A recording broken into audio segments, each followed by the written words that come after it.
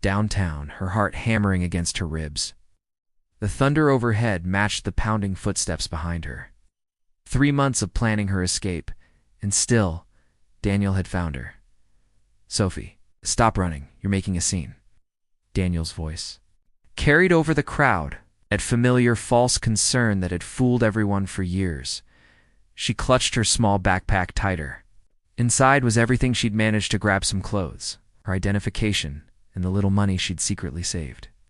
Not much to show for 28 years of life, but freedom was worth starting over.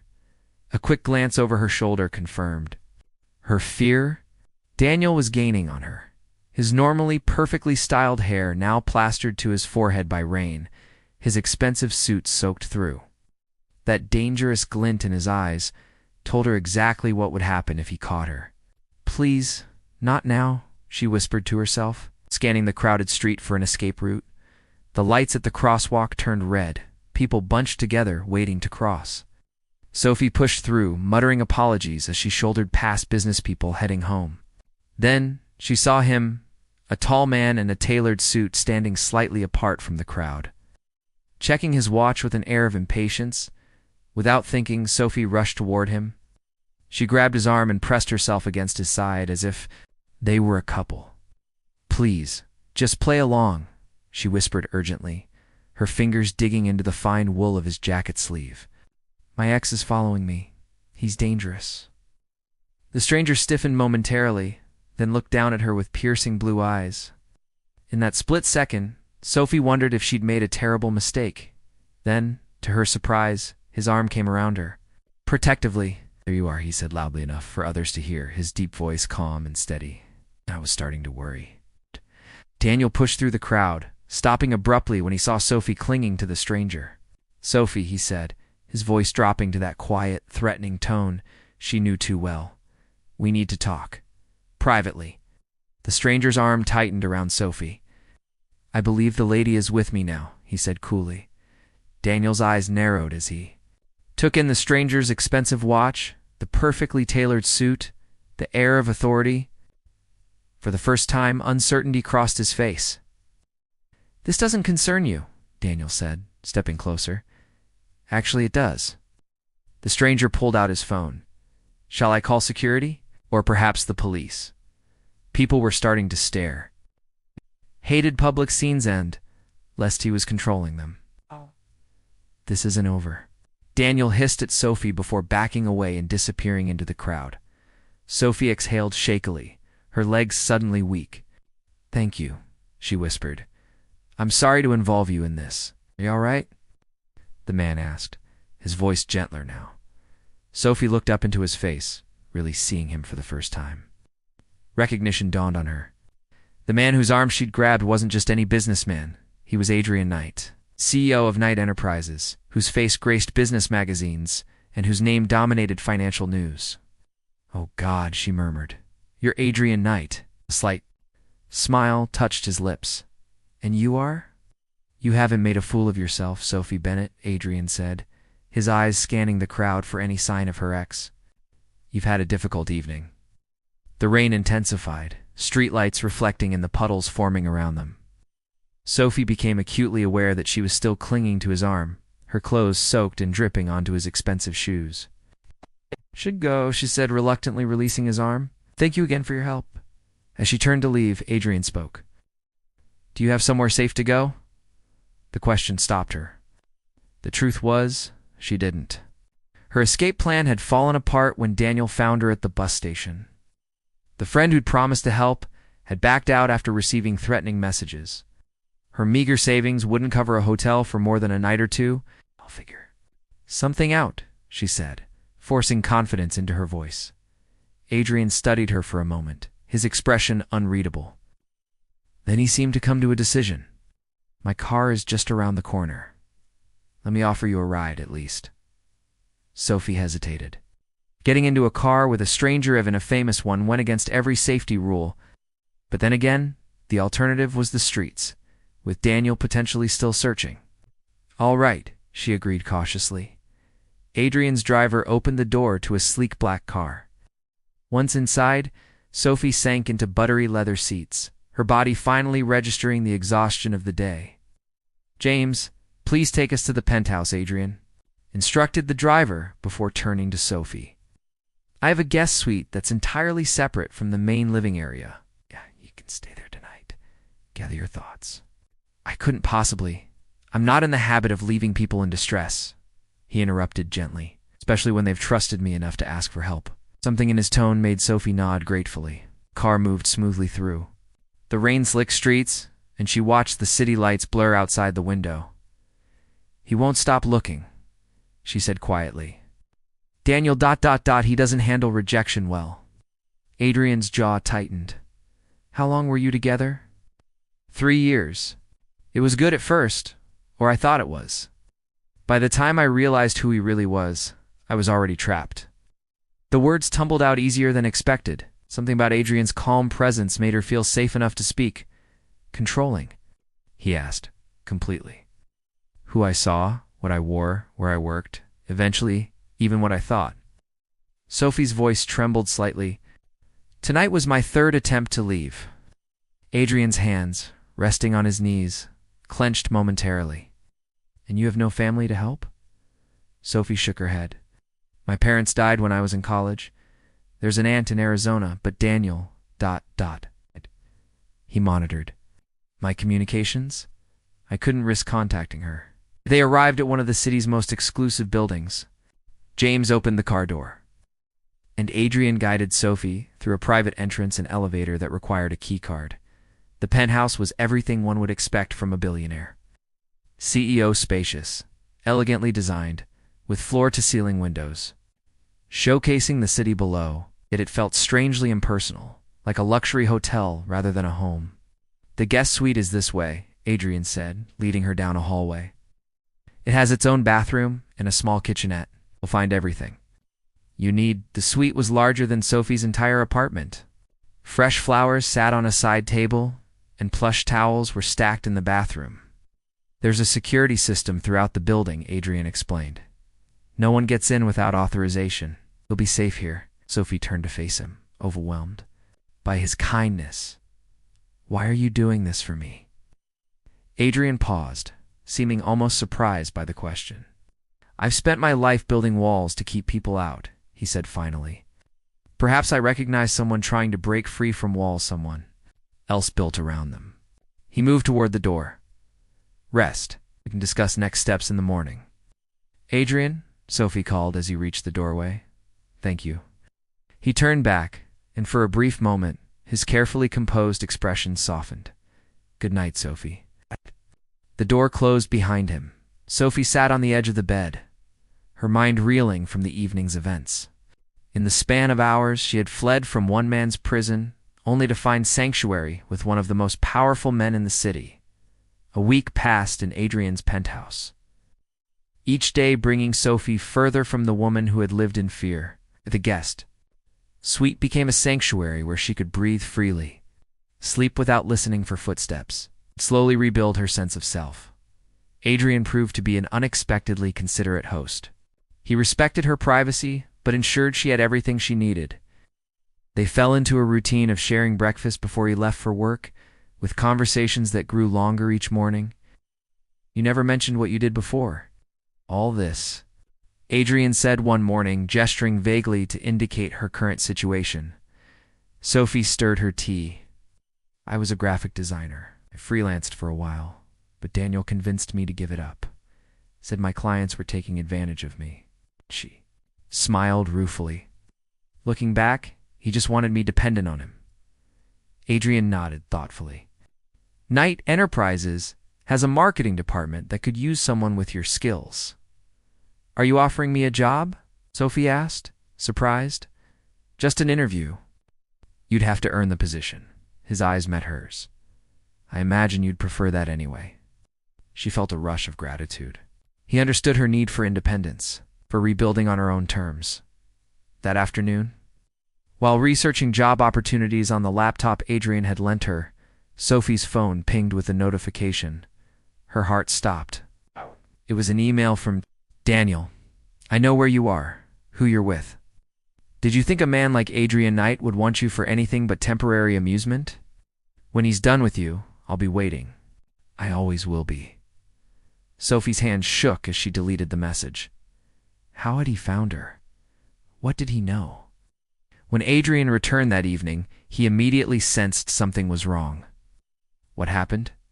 He asked, setting down his briefcase. Sophie showed him the email.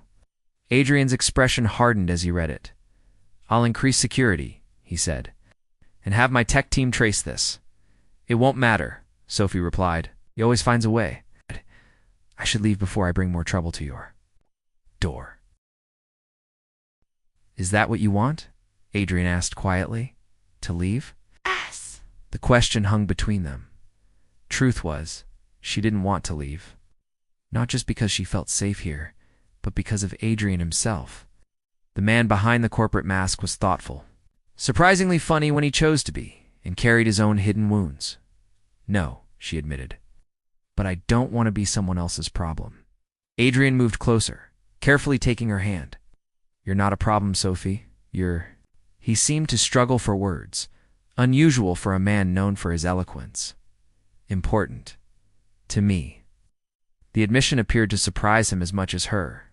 That night, unable to sleep, Sophie wandered to the penthouse's living room. She found Adrian there, nursing a glass of whiskey, staring out at the city lights. Couldn't sleep either? She asked. He shook his head. Old ghosts. Sophie sat beside him. Want to talk about them? Adrian was silent for so long she thought he wouldn't answer. Then, my father built Knight Enterprises from nothing. It was brilliant, driven, and completely ruthless. Nothing mattered. But success? Including you? Sophie asked gently. Especially me? I was never a son to him. Just an heir being groomed.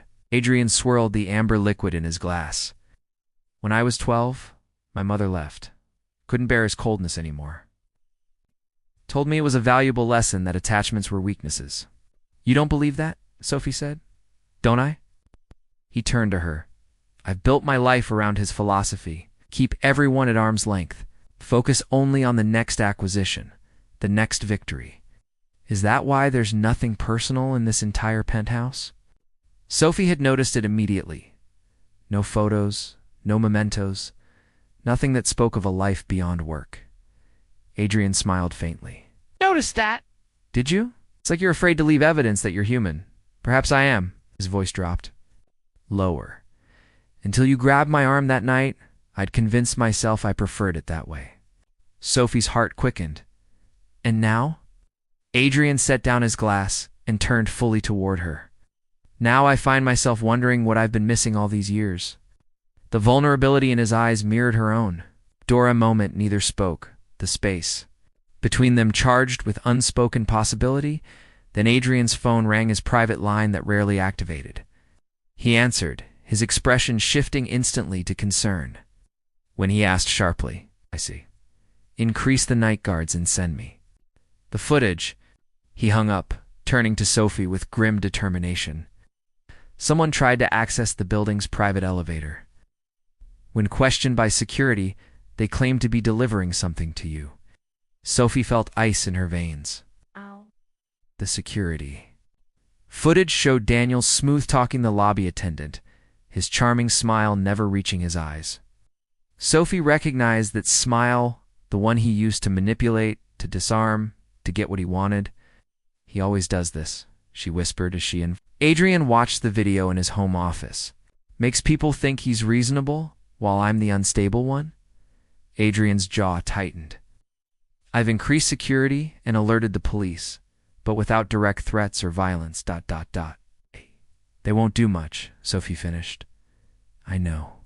The next morning, Sophie started her new job in Knight Enterprises' marketing department. Adrian had kept his word. She'd gone through a proper interview process and was hired on merit. The creative director, Olivia Winters, had been impressed with her portfolio. Your work has a distinctive perspective, Olivia had said. That fresh approach for the renewable energy campaign.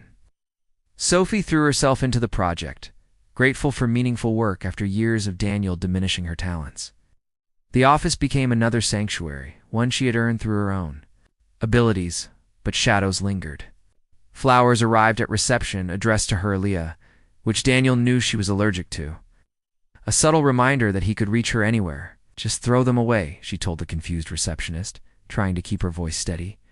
That evening, Adrian found her on the penthouse balcony, staring at the city below. "Rough day?" he asked, joining her at the railing. "Sent flowers to the office," Sophie said. "Nothing threatening, nothing anyone else would see as wrong. Just ... letting me know he's watching." Adrian's hand covered hers on the railing. Over. The past weeks, these small touches had become more frequent, a hand at the small of her back, fingers brushing as they passed coffee cups, a gentle squeeze of reassurance. "We'll find a way to stop him," Adrian promised. Sophie turned to face him. "You keep saying we. You barely know me, Adrian. You don't have to take on my problems." "I know enough," he said, his voice low and certain. "I know you're talented, resilient, kind. I know you laugh at terrible puns and drink ridiculous amounts of tea. I know you leave notes for the housekeeping staff thanking them." His eyes held hers. "I know that since you came into my life, everything has changed." Sophie's breath caught. "Adrian." The moment was interrupted by his phone buzzing. Adrian checked it, his expression darkening. "What is it?" Sophie asked. "A threat," he said grimly. "Not against you. Against me." He showed her the message. "Back off. She's mine. Your company has vulnerabilities you can't imagine. Test me, and you'll lose everything you've built." "That's how he works," Sophie said, her voice shaking. "Finds what matters to you and threatens it. I can't let him do this to you." "No. Adrian, you've done too much already. It won't be the reason your company suffers." Before he could respond, the elevator chimed in unexpected sound, since no one had been announced from security. They both froze. "Stay here," Adrian said, moving toward the living room. Sophie followed anyway, her heart pounding. The elevator doors opened to reveal Daniel, somehow having gained access to the private floor. "There she is," Daniel said, his familiar smile in place. "Sophie, sweetheart, this has gone on long enough." Adrian stepped between them. "How did you get up here?" Daniel shrugged. "Money opens doors, or in this case, elevators." His gaze shifted to Sophie. "You've had your adventure with the billionaire. Time to come home." "This is her home now," Adrian said, his voice dangerously quiet. "If she wants it to be." Daniel laughed. "Is that what you think? That you've rescued her?" Looked at Sophie. "Did you tell him about the others? The men you ran to before him? How you always come back to me in the end?" "That's not true," Sophie said, finding her voice. "You're lying, like you always do. Am I?" Daniel turned back to Adrian. "Check her phone. The messages she still keeps from me. Ask her why she hasn't blocked my number." Adrian didn't move. "I trust Sophie." "Noble," Daniel sneered, "but unwise in business and in love." He pulled out his phone. "Let me show you what your company faces if you don't step aside." He displayed the screen, showing confidential Knight Enterprises documents. Amazing what corporate espionage can uncover. "One call, and these go to your competitors." Adrian's expression remained impassive. "You think I haven't faced threats before? That I wouldn't have contingencies for stolen information?" "Perhaps, but is she worth it?" Daniel gestured to Sophie. "Worth losing everything?" The question hung in the air. Sophie looked at Adrian, saw the empire he'd built, the legacy he'd protected. She couldn't be the reason it fell. "I'll go," she said quietly. "Just leave Adrian and his company alone." "Sophie, no," Adrian said sharply. She met his eyes. "I won't let him destroy what matters to you. That's the problem," Adrian said, not looking away from her. "You're what matters to me now." Daniel's face contorted with rage. "Enough of this." He lunged forward, grabbing Sophie's arm. "We're leaving." What happened next unfolded in seconds. Adrian moved with unexpected speed, breaking Daniel's grip and pushing him back. Daniel stumbled, his carefully controlled facade cracking as he reached inside his jacket. "Security is already on the way," Adrian said calmly, even as Sophie saw him press something in his pocket. "And everything you've said and done is being recorded." Daniel's eyes darted around, suddenly noticing the discreet cameras in the corners of the room. His composure slipped completely. "You think this changes anything?" he snarled. "She'll never be free of me. Never." The elevator doors opened again, this time revealing 2 security guards and a police officer. "This man threatened both of us and admitted to corporate espionage," Adrian told the officer. "And we have it all on record." As Daniel was led away, still shouting threats, Sophie felt something break loose inside her chin she'd carried for years, finally falling away. Adrian turned to her, his eyes searching her face. "Are you all right?" 3 months later, Sophie stood in the courtroom as the judge delivered the verdict. Daniel was sentenced to 5 years for stalking, corporate espionage, and violation of restraining orders. The evidence had been overwhelming, not just Adrian's recordings, but the trail of digital threats. The testimonies from other women who had come forward, and Daniel's own incriminating behavior during the trial. "It's over," Adrian said quietly beside her, his hand finding hers. But they both knew it wasn't that simple. Healing never followed a straight line. Outside the courthouse, reporters waited, hungry for the story of how the notoriously private CEO Adrian Knight had become entangled in such a public case. Sophie squeezed his hand. "You don't have to face them," she said. "I can go out the back." Adrian shook his head. "Right. I'm not hiding anymore. Not from them, not from this, not from how I feel about you." They walked out together, ignoring the shouted questions. The media had spun countless narratives about their relationship, from salacious to cynical. But the truth was simpler and more profound than any headline could capture. Back at the penthouse their home, now Sophie found Adrian on the balcony, looking thoughtful. "Penny for your thoughts?" she asked, joining him. "I was thinking about that night," he said. "When you grabbed my arm in the rain, how close we both came to missing each other." Sophie smiled. "Fate has a strange way of working." "I don't believe in fate," Adrian replied. "I believe in choices. You chose to be brave that night. I chose to help. And every day since, we've chosen each other." He turned to face her, taking both her hands in his. "Made another choice. Knight Enterprises is opening a foundation for survivors of domestic abuse. Housing, legal support, career development, everything needed to rebuild." Sophie's eyes widened. "Adrian, that's incredible. You inspired it," he said. "Watching you reclaim your life piece by piece, realized how many others need that same chance?" "I want to help," Sophie said immediately. "Design the materials, work with the outreach programs." "I understand what they're going through." Adrian nodded. "I was hoping you'd say that." "The foundation needs a creative director." Later that evening, they hosted a small dinner party, something unimaginable in the old days of Adrian's isolated existence. Olivia from marketing was there with her husband, along with James, the driver, and his wife, and Eliza, Sophie's new friend from the survivor support group. The penthouse had transformed over the months. Photos now lined the shelves, Adrian with Sophie at the coast, group pictures from company events, even an old photo of Adrian's mother that he'd finally felt ready to display. Colorful throw pillows brightened the once sterile furniture, and Sophie's artwork hung on walls that had previously held only impersonal, abstract pieces. "I never thought I'd see the day," Olivia whispered to Sophie as they prepared dessert in the kitchen. Adrian Knight, hosting dinner parties, and smiling, actually smiling. "He's always had it in him," Sophie replied. "He just needed permission to be human." After their guests departed, Adrian found Sophie organizing the last of the dishes. "Move in with me," he said suddenly. "Officially. Not in the guest suite. Here with me." Sophie turned to him, surprised. "I thought we were taking things slowly."